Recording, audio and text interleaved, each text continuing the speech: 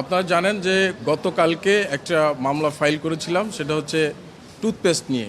সে টুথপেস্টে আমরা দেখেছি যে বাংলাদেশে যে প্রচলিত বাজারে যেগুলো আছে সেগুলো 34টার মধ্যে 26টা টুথপেস্টে অধিক পরিমাণ আপনার মাইক্রোপ্লাস্টিক পাওয়া গেছে।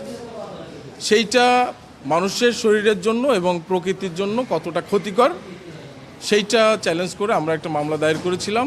সেই মামলাটা আজকে মিস্টার জাস্টিস খিজির আহমেদ চৌধুরী এবং মিস্টার জাস্টিস জিয়াউল হকের কোর্টে শুনানি হয়েছে। শুনানি অন্তে মাননীয় বিচারপতি সন্তুষ্ট হয়ে আমাদেরকে রুল দিয়েছেন এবং একটি ডাইরেকশন দিয়ে 15 দিনের মধ্যে একটি রিপোর্ট দেওয়ার জন্য অনুরোধ করেছেন বলেছেন, এবং সেখানে সায়েন্স ল্যাবরেটরির একজন, বুয়েটের একজন এবং বিএসটিআর একজন, এই 3 জনকে 15 দিনের মধ্যে একটা রিপোর্ট প্রদান করার জন্য বলছে।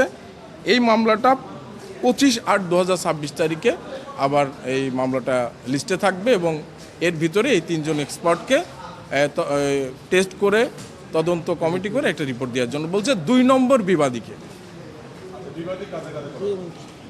একটু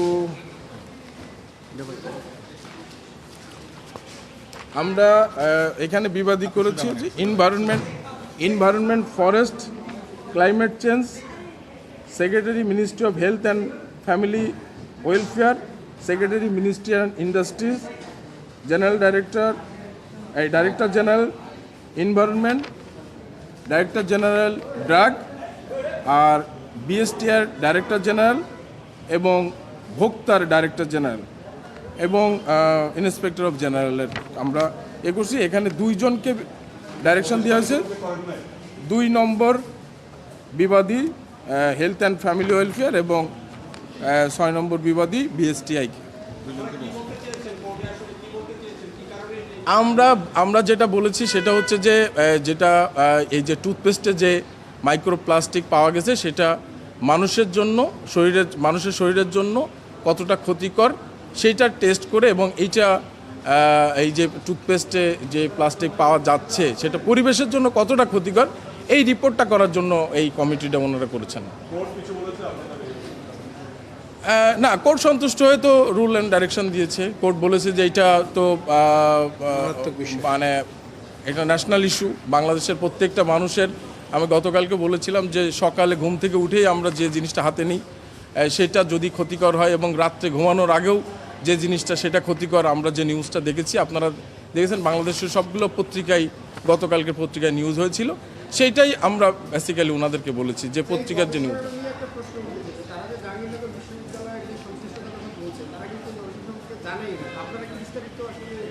আমরা এই যে প্রাইভেট সংস্থা গবেষণা করছে, যে রিপোর্টটা তারা প্রদান করেছেন, সেই রিপোর্টটার আলোকেই কিন্তু আমরা বলছি, যেহেতু এটা প্রাইভেট প্রতিষ্ঠান তো সেই জন্য সরকারি প্রতিষ্ঠানকে দিয়েই গবেষণাটা করার জন্য আমরা বলেছি।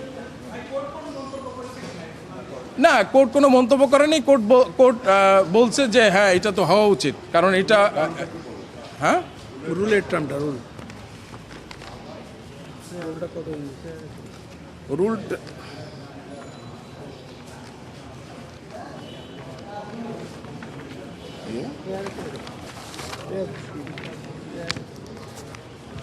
রুলের টার্মটা হচ্ছে direction upon the respondent take necessary action for preventing the import, manufacturing, supplier microplastic toothpaste.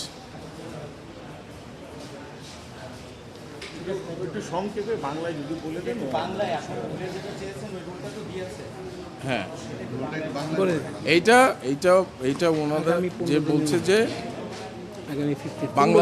বাংলাদেশে যে টুথপেস্টগুলো আছে সেগুলো যেগুলো মার্কেটে আছে এবং যেগুলো ইম্পোর্ট করে এবং সাপ্লাই হচ্ছে, সেইগুলোর পরে কেন আপনার এগুলো যেগুলোতে প্লাস্টিক পাওয়া গেছে বা যদি যায় তাহলে সেটা কেন অপসারণ করা হবে না? এইটা জি না, এইটা তারা ঠিক করবে। তাদের